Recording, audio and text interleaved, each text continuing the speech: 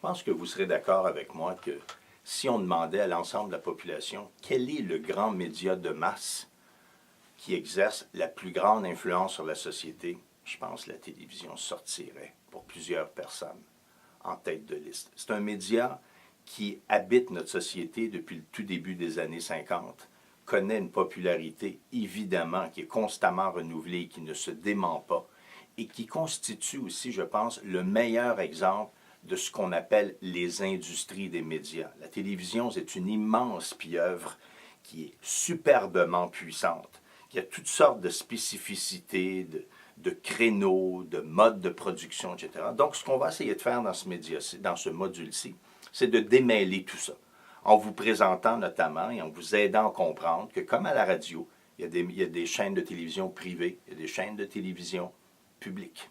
Et en plus, il y a ce qu'on appelle des chaînes de télévision généralistes, comme la chaîne principale de Radio-Canada, comme TVA par exemple. Et ensuite, il y a des bouquets de chaînes spécialisées, à la RDS, à la RDI, spécialisées parce qu'elles sont thématiques, elles ne font que ce type de programmation.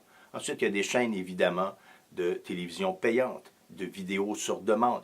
Vous voyez, c'est tout ce paysage qu'on va segmenter pour vous aider effectivement à voir un peu plus clair là-dedans et à comprendre que telle chaîne va là, qu'il y a des grands groupes de télévision au pays, bien sûr, qui sont propriétaires d'un ensemble de services.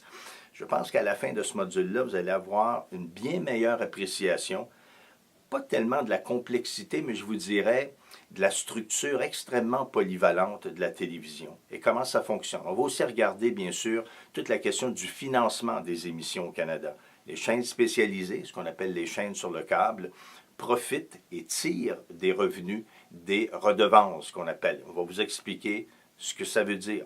Il y a le Fonds des médias du Canada aussi, qui est un immense service en quelque sorte, qui ramasse de l'argent des grands câbleaux et de la télévision par satellite et contribue au financement de ces émissions-là, parce que vous comprendrez bien entendu que ça coûte des sommes colossales à produire.